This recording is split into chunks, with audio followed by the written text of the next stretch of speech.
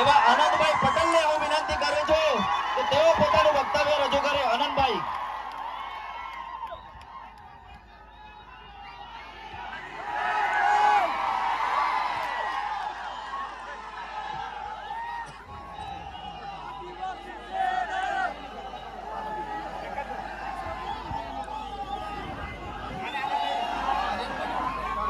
સૌને નમસ્કાર. સૌને જય આદિવાસી. જય આદિવાસી. લડેંગે લડેંગે और लड़ेंगे और लड़ेंगे. હવે આપણા સમાજનું એક મોટું વાચિંત્ર છે આપણા હાથમાં, ખબર ને? તો વાળો મુઠ્ઠી.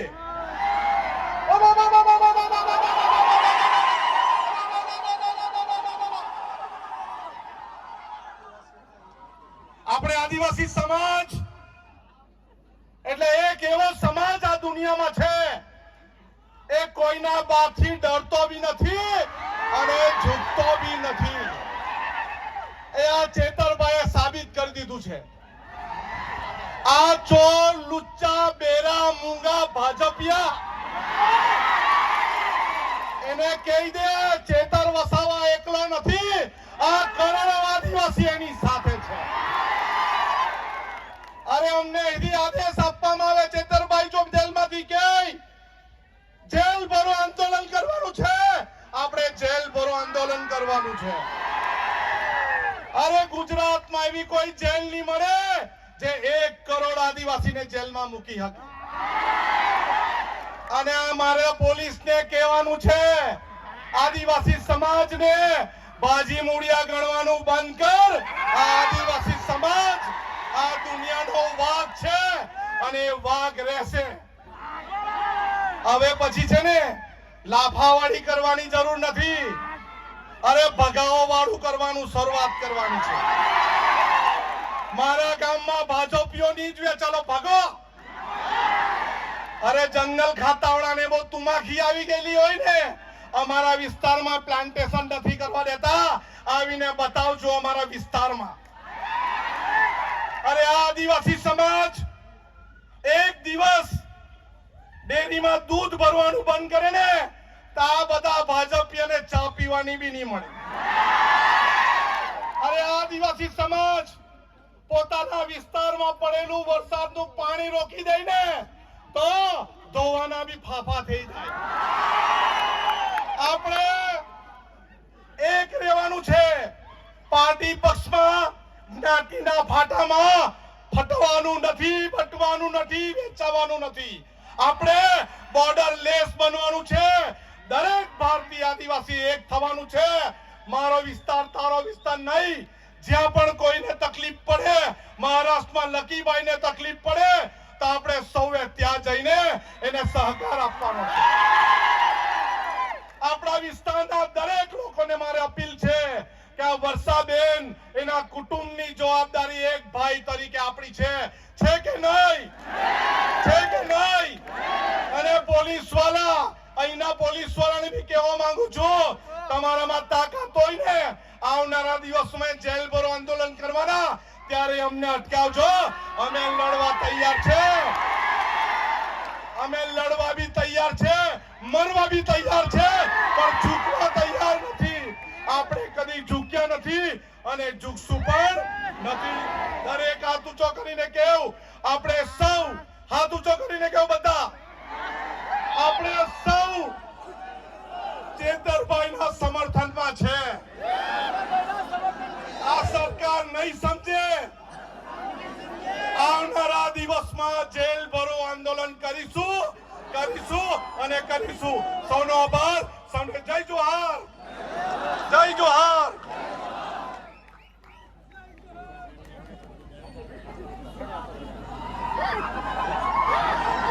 આનંદભાઈનો ખૂબ ખૂબ આભાર. હવે પછી विसावदर धारासभ्य एकत्रित हुए हैं। ये भाड़े की भीड़ नहीं है।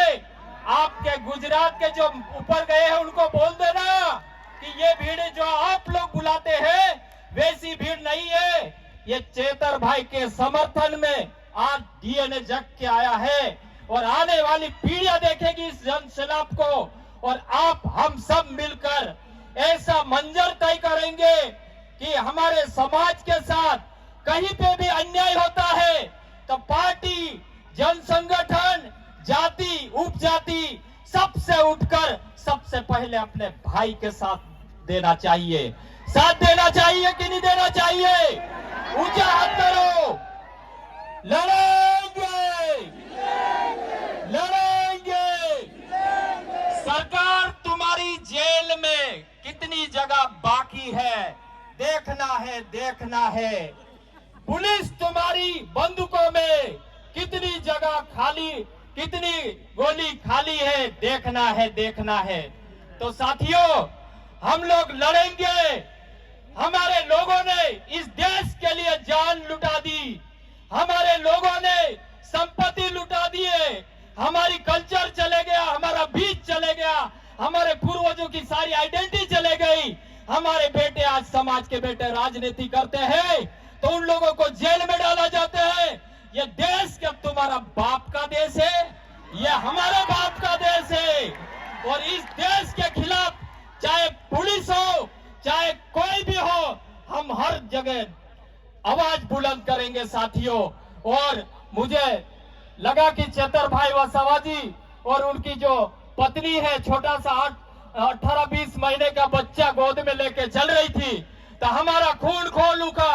एमपी में हम लोगों ने कहा कि अगर जेडापाड़ा के भाई बुलाएंगे और अब नहीं बुलाएंगे तब भी उनके समर्थन में हम जाएंगे। और वहां जाकर आज हम लोग एमपी से सैकड़ों गाड़ियों के साथ आए हैं साथियों। जरूरत पड़ेगी तो इनके पास सत्ता है, पावर है, हमारे पास जेल है और 6 फौलादी सीना है। मरते दम तक लड़ेंगे, पीछे नहीं हटेंगे, 1 इंच नहीं हटेंगे, 1 सेकंड नहीं रुकेंगे। वो कौम है साथियों, ऑनर ऑफ इंडिया। हम तो ज्यादा समय नहीं है साथियों और हम लोग इस आयोजनकर्ताओं को मैं तहे दिल से सेवा जोहार करता हूं कि इतना अच्छा कार्यक्रम आयोजित किए हैं और हम लोग देखेंगे उन लोगों को और एक होकर काम करना है, एक होकर लड़ना है। बुलबुल के परों में बाज का परवाज नहीं होता है, बुलबुल के परों में बाज का परवाज नहीं होता है, बिखरे हुए लोगों का कभी राज नहीं होता है। जिनकी पड़ गई है सर झुकाकर चलने की आदत, उनके सरों में कभी ताज नहीं होता है, तो झुकना नहीं है। जिंदाबाद, जय जोहार, जय आदिवासी। ખૂબ ખૂબ આભાર. હવે થોડા વક્તાઓ બાકી છે, એમને સાંભળ્યા પછી વર્ષાબેનની આગેવાની હેઠળ આપણે રેલી સ્વરૂપે અહીંથી બિરસા મુંડા ચોક, બિરસા મુંડા ભગવાનજીને ફૂલહાર કર્યા બાદ લીમડા ચોક સાહેબની ઓફિસ અને ત્યાંથી પાછા આપણે રેલી સ્વરૂપે અહીંયા પાછા પધારવાના છે. અહીંયા આવીને પછી આપણે સમાપન જાહેર કરીશું. તમામને વિનંતી કરીશ કે આપણે થોડા વક્તાઓ બાકી છે, એ વક્તાઓનું પોતાનું વક્તવ્ય પૂર્ણ થયા બાદ જાહેરાત કરવામાં આવશે અને ત્યારે આપણે રેલીની અંદર જોઈન્ટ થવાનું થશે. બધાએ જવાનું છે એવી હું નમ્ર વિનંતી કરું છું. હવે પછી સામાજિક આગેવાન દેવેન્દ્રભાઈને હું વિનંતી કરીશ કે તેઓ પોતાનું વક્તવ્ય રજૂ કરે. દેવેન્દ્રભાઈ.